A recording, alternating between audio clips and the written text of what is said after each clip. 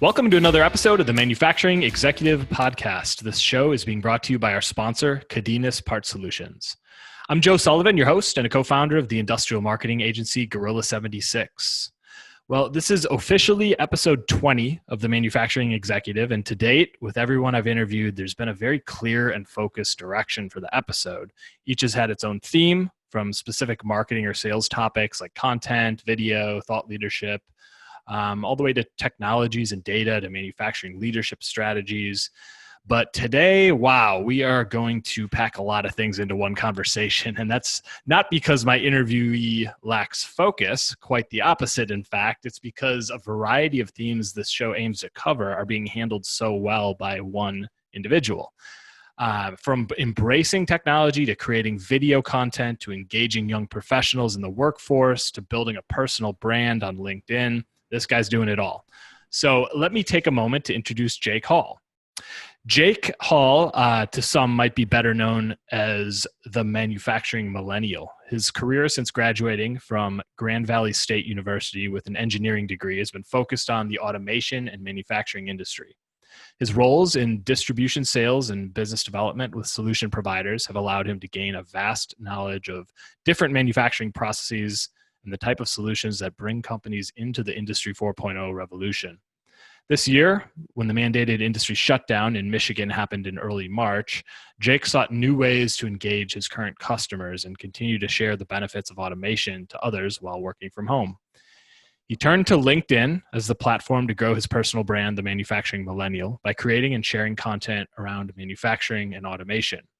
And in 7 short months, his content has reached over 1.5 million views and growing his connections of soon to be over 10,000 followers, which for anybody who's not that familiar with LinkedIn, these are some pretty major accomplishments. So Jake, welcome to the Manufacturing Executive. Thank you, Joe. It's great to be here for my first podcast. Yeah, I'm amazed that this is the first time you're doing a podcast. I feel like people should be all over what you're doing, and they probably will be shortly. So I'm glad I'm the one paving the way there with getting Jake Hall on a manufacturing show. It's great being here. Awesome.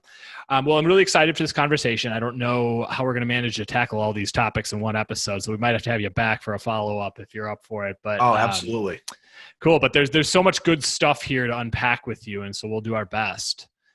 So Jake, let's start with the personal branding thing first. You've branded yourself as the Manufacturing Millennial. Tell me how that personal brand came to be and what it represents. Yeah. So the Manufacturer Millennial was something that came back from a conference I was attending in fall of 2019. And as I was sitting in that room with probably 200 to 300 business owners, executives, people high up in automation distribution, I looked in that room and said, wow, I am one of maybe 3 or 4 people under the age of 40 sitting in this room. And I said, there is a huge disparity between younger generations like millennials in the manufacturing world. And if you looked at the numbers, which we could talk about later, it's one of those things where manufacturing is an industry where a majority of the people in it are, aging out, 45, 50, 55 years old, where if they're not retiring in the next few, they'll be retiring in the next 10. So being a millennial, I thought, well, I'm super passionate about manufacturing. I'm passionate about STEM and getting younger generations excited about science, technology, engineering, manufacturing. And I felt like the platform that I could take with the Manufacturing Millennial is create more of a upbeat, engaging way to share content that's exciting within the manufacturing industry to others to maybe get them focused and say, you know what?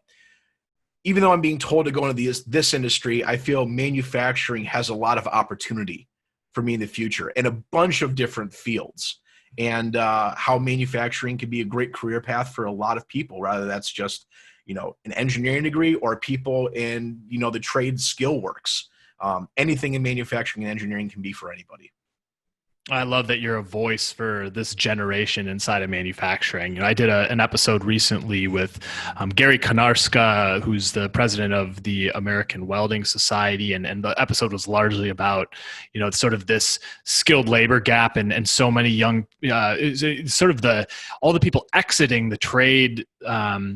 The skilled trades and a lack of people coming in, and there's this gap emerging, but there's so many opportunities for young professionals in manufacturing. And so I love having somebody like you who's a voice inside, who's right there with this generation, being a voice for them. Yeah, 100%. It's been a great experience so far. Mm-hmm. Good. Well, you're all over my LinkedIn feed. Those who follow me know I'm pretty active on LinkedIn, and you're just always in my feed. So you've clearly figured out how to harness the power of video, in particular, inside of this platform. Some of your videos, I was kind of scrolling through some of your posts recently. Some of your videos have 15,000, 20,000 plus views. Maybe some have even more. I don't even know. But for context, most of my own videos get in the hundreds. And that's still very impactful for my business. Yeah. And so this is so powerful if you could figure out how to leverage this platform of LinkedIn and particularly with video. So I was curious if you could just talk for a moment here about, especially for listeners who aren't that familiar. I see more and more of the manufacturing sector entering and harnessing the power of LinkedIn, but talk about video in particular and inside that platform. And what's the response been for you? Yeah, so I think video itself hasn't been anything new to LinkedIn for a long time. I mean, a lot of companies have been using video as a way of promoting their product. The one thing that I saw, and this really transpires from other what I would call influencers and other brands on social media. So let's say, YouTube primarily is where I focus and view a lot on is, you'll see influencers, like some of them, for example, one of my favorites is MKBHD. He's a big tech influencer talking about the latest consumer tech from phones, cell phones, computers. And he'll get, on a lot of his views, 5 to 10 million views per video. It's incredible. I mean, YouTube is just a whole nother scale in terms of platform reach. But one thing that makes his videos really unique is the authenticity behind it. He's not out there trying to shove product A or solution A down people's throats. He is just simply a person out there who I would say is very knowledgeable in his industry of consumer products and just shares his thoughts on it, shares what the latest and greatest is or what this company's doing that is changing or impacting the industry. And in a sense, I kind of took that same recipe that he developed and brought it over to LinkedIn and said, why is the manufacturing industry, why is the engineering industry not doing this? And the same where I'm creating and sharing videos where I want to share a manufacturing process. It doesn't have to be necessary from company A, B, or C, but what it is it's a really unique manufacturing process that I think other people should be aware of. Just to say, hey, this is cool. And then eventually going back to our conversation of maybe a younger generation or a person who's in a different industry who's thinking about manufacturing finds that just super enlightening. And that's what's going to change their career path and create authentic videos that just seem natural and flowing. Where do you get these videos from? Because for nobody or for anybody who hasn't seen Jake's videos, I mean, you've got videos of machines making stuff, and it's like, it could be anything. And I'm just curious, like, what's the source of this content? Yeah. So a lot of the sources come from a bunch of different platforms, but a lot of them come from, as the connections and following of my own individual network have been growing. People have been reaching out to me and saying, hey, this is a really cool manufacturing process. I think you should share this. So I would say in the past month or two, more than half the content has come from people I'm connected with or following that are in it just to say, hey, here's some interesting manufacturing processes. I think this would be something great that you would share. Oh man, that's so great. So it's, you're almost becoming a little distribution channel for people who have interesting things to show. Yeah, and exactly. And the whole entire thing for me is the end goal is to share how cool manufacturing is. And if someone else wants to use, I would say the platform or the voice that I've created so far as a way for them to share their product, and I find it meets the criteria, I'd be more than willing to share that because I think it hits that end goal of what's cool in manufacturing. That's really cool. And here's what I love. Like, everybody, when they think about video and they think about creating content, the first conversations I always have with people, their head just goes to, here's all this stuff we do and how awesome we are and why you should hire us. And it's all about themselves. But I think what you're promoting here is exactly what I believe in and what I see working, which is, let's show interesting things that are going to be meaningful to an audience, and broadcast that. So it's then the self-promotion comes naturally, but what you're doing is you're essentially acting as a curator of really great manufacturing video content in this space. Exactly. It's one of those things where I would never claim to be the expert on any of them, but we can put people in contact with the correct people to really help engage and grow this industry. You've created a good balance of helpful content and humor in your videos and other content online. And I think that this really works in your favor. Like, people like to interact and work alongside interesting people that they actually like. And sometimes we forget that. Like, you're a real human being in your videos, and you joke about stuff, and you have, there's a real serious manufacturing topics, but you bring a lightheartedness to it. Talk about this idea of how video has helped humanize you, and I think as a result of doing so, separate you from others who are out there, and especially millennials in the manufacturing space.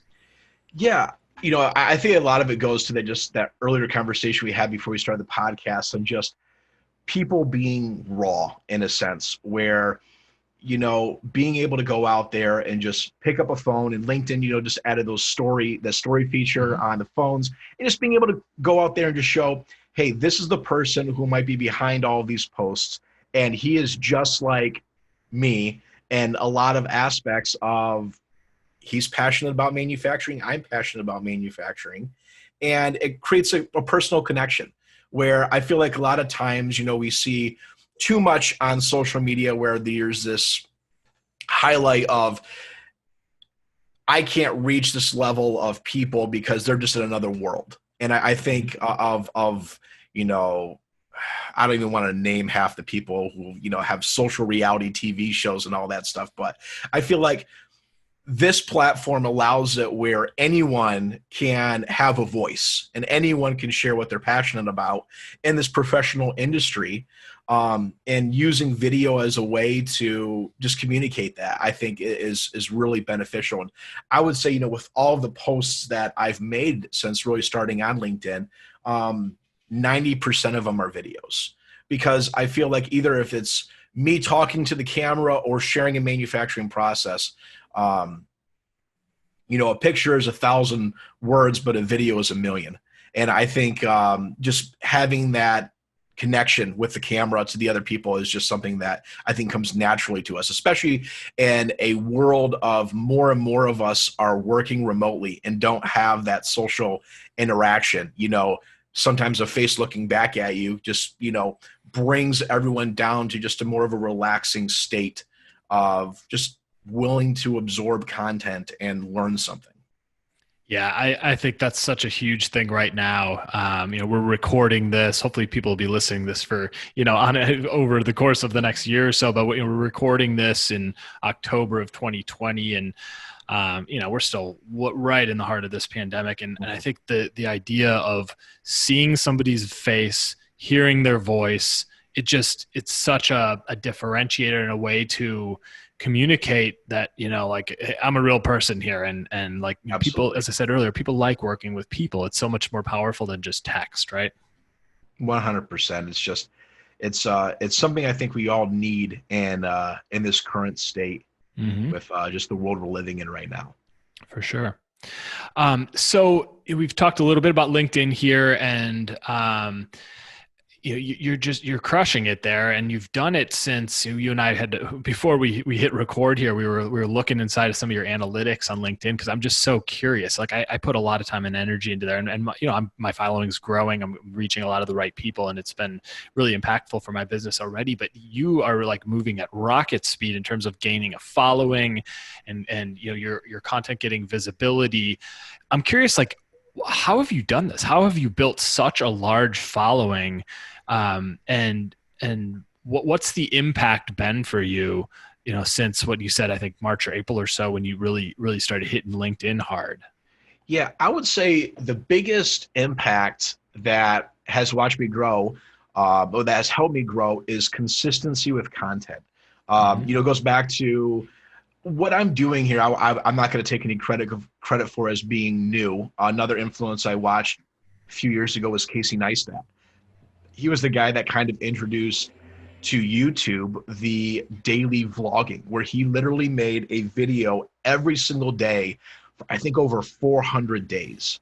And during that time, I think he grew, I don't even know, probably 4 or 5 million subscribers, so just absolutely astronomical numbers. But what he did is he created consistency within his media and what he was posting, but also with other people. Like, I've had people message me on LinkedIn saying, "Hey, you haven't made a video yet today. You haven't posted yet today," just because people, I think, are always looking forward to that next video that is engaging and, is talking about manufacturing, just sharing what's cool in the industry, and being able to have that consistency is growing. And I think another the big thing that has allowed to, see the numbers that we have, just 1.5 million views of my content and just, a little over 6 months, has to do with, keeping focused on what I want to share. And there's a lot of content that I've looked at saying, "Oh, this would be really good." But at the end of the day, I have a checklist of, does this fit the narrative that I want to push that involves manufacturing, science, engineering? And if it doesn't fit that, then I don't think it's one of those things that's worth posting, because, I want to create a core group of, connections and followers here on LinkedIn that are also passionate about what I want to do. And I feel like if all of a sudden your network of people becomes so diluted, the whole purpose of me pushing manufacturing in this industry kind of gets lost. Yeah, I'm in total agreement with you there. I think there's a lot of, in marketing, there's people who are maybe unfocused. There's just a lot of sort of vanity metrics out there, like just getting traffic, getting views. And it's just not that meaningful unless it's going to be the traffic and views and likes and shares and things from the right people, from the right companies. And we're all trying to reach somebody, the right type of company, the right type of person or buying process influencer inside of that company. And the more focused your content is, the more you're going to be able to do that successfully. Absolutely. It just kind of goes back to I'm an engineer, I'm a numbers guy. Mm-hmm. So, when I go on and I looked at who are other people on LinkedIn, and I'll click on their profile, and there's some people who have, I have 9,000, almost 10,000 followers right now on LinkedIn. And then I'll go and I'll view someone who has 80,000 followers. But when they make a post on a video or something, they might get 10 or 20 likes. They might get 100, 200 views. Well, how is it a person who has 50,000 more followers than I do, maybe pull in 100, 500 views and comments and shares, where I'm pulling in 25,000 a video right now? And I think a lot of that has to do with, and that's the thing, 25,000 when my follower network's not even 10 yet. It just shows that's because I'm attracting a very specific audience that, people reciprocate and share off of. Where if I get, 50 to 100 shares on one of my videos, that means the people I am connected with, I know I'm doing something right, because they find my post informative enough to take their time out of their day to share it, make a comment, and post on their own feed. And that makes me happy. I love it when people share my content, because it says, you know what, that person found what I shared informative enough for them to take time out of their day to share it elsewhere. And I think that just shows the growth that I've had on LinkedIn, is because I'm hitting those key points, versus someone out there, like I said, who has 50,000 more followers than I do, but just isn't creating content or sharing content that is engaging to the people that he's connected with. Yeah. And I think another good point that comes out of what you just said is when you start to build a following and you start sharing things that are relevant to a specific audience, and then you start to observe, well, which of these things I'm sharing are people really responding to, which ones are people liking and commenting on. A lot of times it's the comments, it's the conversations that happen underneath that post that show Absolutely. you, okay, this I just posted something that struck a chord, and now this influences the things you do going forward, right? Like it might tell you, I need to do more content on this topic. 100%. And that just kind of goes into my, the Excel sheet that we were looking at where I'm Yeah. tracking every single video. And, I'm not necessarily curating my content to whatever gets the most likes, because there might be some content that I think people need to understand or view more. And even though it might not be the most engaging now, I think people need to understand that. So I'll keep pushing it. But at the same time, if I make a post and it might only get, and this is going to sound, different, where it might only get 6,000 views, for me, 6,000's on the lower end. Only 6,000. Yeah, Oh, poor you. only 6,000 views. I'll go back and say, why is that? Is that because it's the time of day that I posted it? Is it because a previous video I posted the other day is still trending in LinkedIn's algorithm, which we briefly talked about? And this is just the data I looked at, where if you have a post that's trending, let's say you're getting over 50,000 views in 24 hours, I feel like LinkedIn sometimes limits or throttles your next few views because that's going through people's pages. So, by tracking that, you understand, okay, did people not enjoy this content? Is it because this content wasn't refreshing to the market? Or was it because, one of the videos I posted before might still be in people's news feeds, and I might want to try and repost this, in 2 or 3 weeks? Yep. Well, let's switch gears here for a second and talk about personal branding, because this is something that you very clearly get, and I think are doing as well as anybody I've seen in the manufacturing space, which is really awesome and a testament to you, because it's personal branding is a hard thing to do. But and I guess let me give a little context too for people who haven't seen Jake out there. His everywhere you see his on LinkedIn or elsewhere, as opposed to a photo of himself, he's got this Manufacturing Millennial illustration, sort of a cartoon of himself with his Chicago Cubs hat on. By the way, I being a guy who grew up in Wisconsin, I was going to come with my my Green Bay Packers hat on today to try to offset it, and figured he'd swap it out for a Bears hat, but that's another story. But Go Cubs. But anyway, and personal branding isn't just about the way you look or the image. I mean, it's what it's really about is what you stand for, and can you build a brand around that? And I think you've done just an amazing job. Like, you call yourself the Manufacturing Millennial. There's a visual associated with that. There's a certain thing, message people expect from the type of content you create, and it all works together really well. And so I think there's a lot that leaders of manufacturing organizations, as well as the millennials out there and people who are on the front lines and things, can learn from it. But I think a lot of the audience of this show is primarily CEOs and presidents and VPs of sales, and people who if they don't, they probably should have a more visible face and voice out there in the public space. And from a lot of them I talk to, they want to, but they're not sure how to do it. So, like, talk a little about this idea of personal branding, and what are things you think people can do that will help them both at a personal level, but also on behalf of their organization?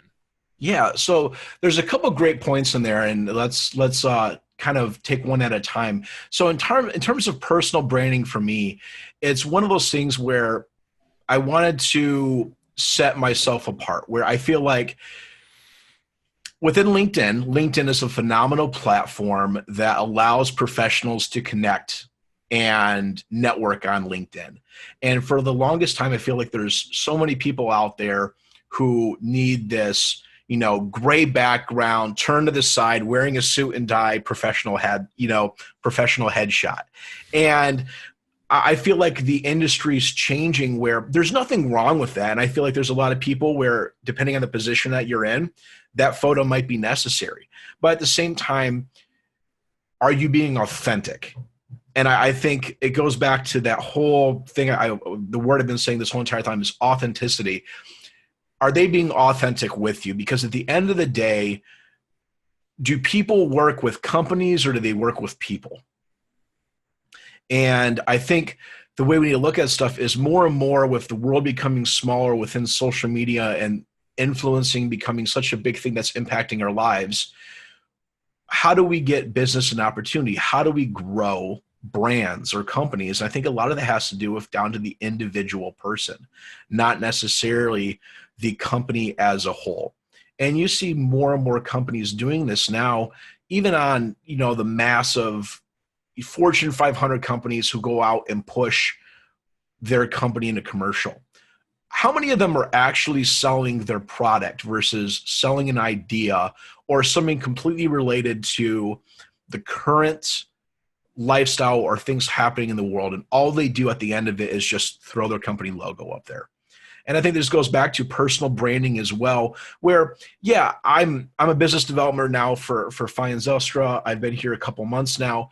But if I just go out there and say, hey, let me help solve all of your automation needs and your PLC migration and pound Industry 4.0 down your throat, people are just going to see me as a sales guy who is trying to sell them a solution, who just simply wants their business and to move on. And for most people, that's not the case. I truly don't believe, and I think salespeople get this bad stereotype of they just want your money and then they're going to run and gun. That's not the case. But building a personal brand says, you know what, there's a person behind the one that's trying to do business with you. Get to know me and what I'm passionate about.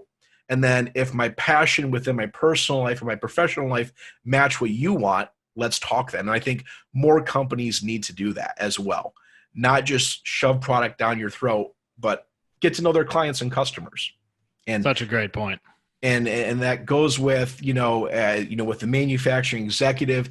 I think more companies out there, when they meet with the CEOs and stuff, when they meet with their marketing teams, they need to evaluate how are companies being authentic to their clientele. Mm-hmm. And how can you use, and I'm going to make a punch here for millennials. How can you use millennials who are tech savvy? Joe, you and I, we grow up in, the industry of our phones and tablets and listening to podcasts. How can you as a company take this younger generation of people who, if your current clientele is not millennials, wait 10 years or 15 years, and they probably will be. So, how are you looking to use, your current young millennials in your company to push your brand and to create authentic ways to engage with future clients? Yeah, I love that. On this topic of millennials and the young people in the workforce, what advice can you offer them? Young people entering the workforce in the manufacturing world, and in particular about how to differentiate themselves, because that's something you have been able to do. What can you tell young people? Yeah, so there's a couple things, and I was listening to your previous podcast and some of your highlights with Doug, who you had on, I don't know how long ago you had him on, but I know there's some posts you recently did with him talking about skilled trades. Mm-hmm. So that's one thing I want to talk about right now in manufacturing. And as someone who went to college and got engineering degrees, I want to say this: you do not need to go to college to get an engineering degree to be in manufacturing, to be successful, to be able to get a job that provides for your future family. If there's anything else, skilled trades is extremely important right now, more than ever. People and companies need skilled trades. So if you're looking at what your future entails, you do not need to have a 4-year degree to be in, the manufacturing industry. And I'm talking about manufacturing specifically with what I push. But if skilled trades is something that you think you're passionate about or you really enjoy working with your hands, that's something that I constantly would say look at as an opportunity rather than going to college to get a degree. As far as pushing or differentiating yourself, I think a lot of it has to do with, in a sense, personal branding and engagement. What do you enjoy to do? What are you passionate about? And being able to share those passions with others, I think, is going to create an opportunity for you to connect and engage with others. And even if it's just on people, creating content on LinkedIn once a week. Just something about they're doing and they're passionate about. I don't need you to see that you're flipping pancakes in the kitchen. But, if you're doing something out there that ties in with your field or you're doing volunteer work, I think stuff like that is what really can separate someone that gets traction and will get noticed. Yeah, I think there's something about publicly documenting what your passions are and what your interests are, and then there's so many opportunities to do that these days.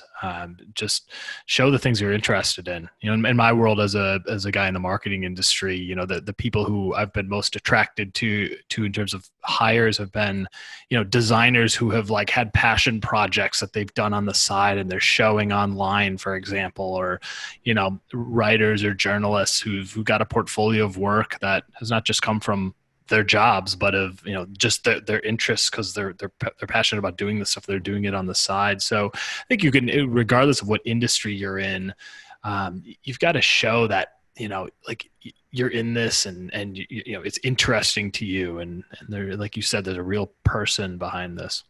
Absolutely, it's the authenticity that the person has. Yeah, that's the word there. You got it. Well, Jake, this has been awesome. I mean, just a super interesting conversation today. I really appreciate you coming on the show. Absolutely, Joe. It's great to be here, and I'm looking forward to hopefully some future podcasts with some more discussions.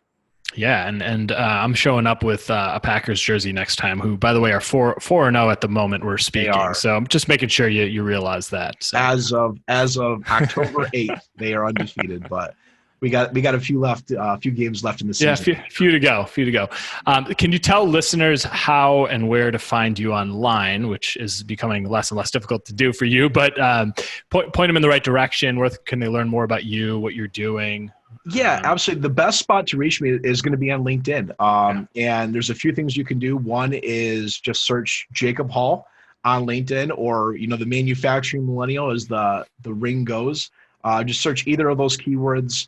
Hit me up a message. Let me know that you heard, this podcast with Joe. I know Joe will love to know that as well, with these connections. But yeah, connect with me on LinkedIn. Tell me your story and share with me, something about you that I think we could have a conversation on.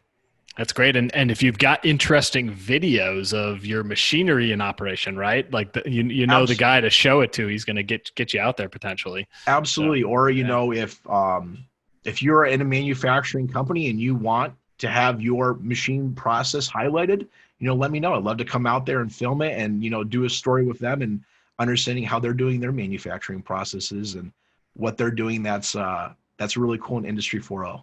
I think you've just given a leg up to anybody who is a listener of this show right now with that little nugget and offer. So absolutely, take Jake up on it. Okay. Well, I'd like to say thank you once again to our sponsor, Cadinus Part Solutions, for helping make this episode a reality. And Jake, thanks a ton once again for coming on the show. Thanks, Joe. You have a great day. Awesome. As for the rest of you, I hope to catch you on the next episode of The Manufacturing Executive.